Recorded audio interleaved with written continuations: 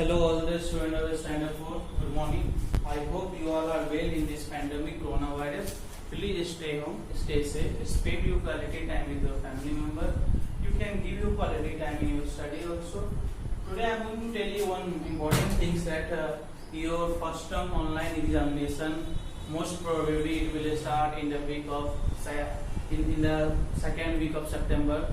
So whatever homework I am giving you, whatever topic I have taught you, please read it and learn it properly.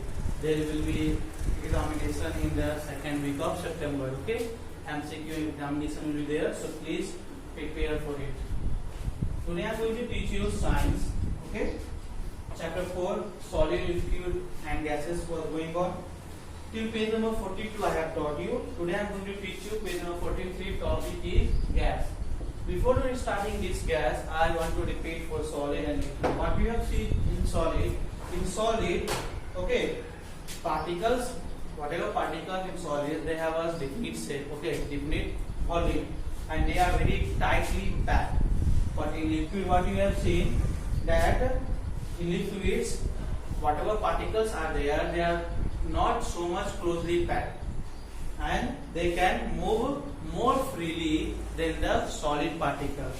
Okay, in liquid you have seen that liquids can easily flow from one place to another. Liquids, we can pour the liquid from one container to another, but we cannot pour solid from one container to another. A liquid has a definite volume, but a liquid does not have a definite shape. Examples of solids are books, is what? Example of liquid, honey, milk, water, okay, liquid fluids, and today we are going for gas. So gas, the particles that make up a gas are very loosely packed together. In solid, tightly. In liquid, loosely, loosely, but it is not more loosely than the gas. In gases, particles are very loosely packed. Okay. In gas is defined, particles are very loosely packed, okay, loosely packed particle, okay, loosely packed particle, and can move around very freely. In liquid, whatever particles they can move freely, but in solid particles cannot move freely. So in gas, particles can move freely. Okay, so this gives a gas the following property. Now we will see some properties of gas. Properties of gas. So number one is a gas has no definite shape, no definite value. Why a gas does not have a definite shape and definite volume? Answer will be that because particles are very loosely packed and particles can move freely. That's why a gas has no definite shape and or volume. See, in solid, definite shape, definite volume. In liquid, no definite shape, but liquid have definite volume. But in gas, no definite shape, no definite volume. Second is, the particles that make up a gas move around to occupy all the space available in this container. Yes. Now, whatever particles in the container, okay, whatever this gas particles is there, it will occupy all the spaces. Okay, it will occupy all, like you can see marker. So marker occupies this much, but when you will fill, when there is in your gas cylinder, when there is a gas, it occupies all the space, and whatever particles are present in the gas, it can move very freely. Next, a gas does fill its container completely. A gas can flow very easily.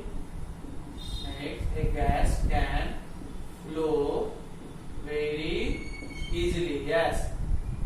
If there is gas leak in your home, then what you say that in that room first there is gas leak. When your other room door and window is open, then that gas will go to that room. It tells that a gas can flow very easily. Okay. Now third example of gases are steam. Examples are steam, oxygen, carbon dioxide, carbon dioxide, and air. Air is also a mixture of gas. Air is a mixture of gas. Okay, one more thing you say. See, in container, okay, in a container,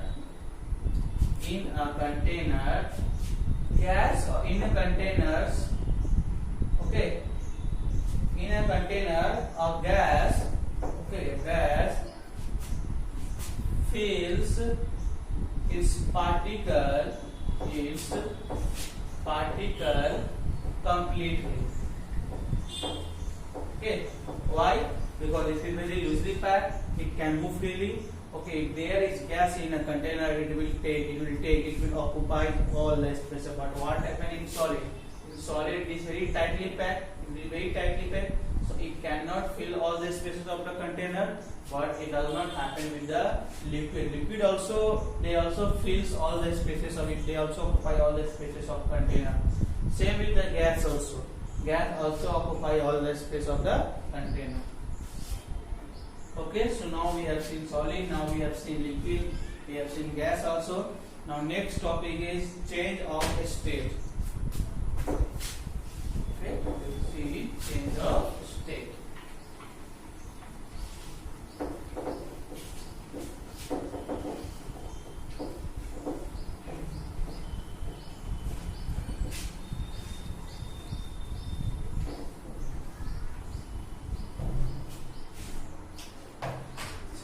Matter can change form, change of state.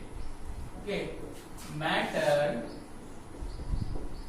means solid, liquid and gas, can change one form to another.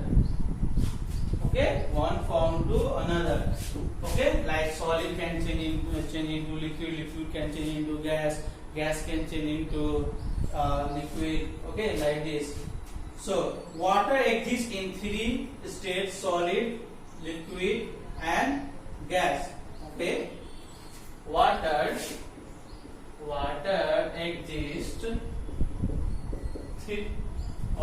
exists in three forms. Okay, water exists in three forms or three states. What?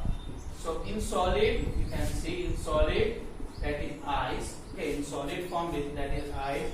In liquid form, it will change into water. I am talking about water. Ice is also in the form of water.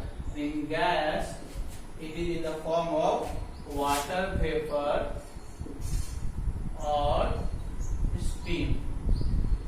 Okay, that's why it is written that water exists in three states: in solid, ice; in liquid, water; and in gas, water vapor or steam.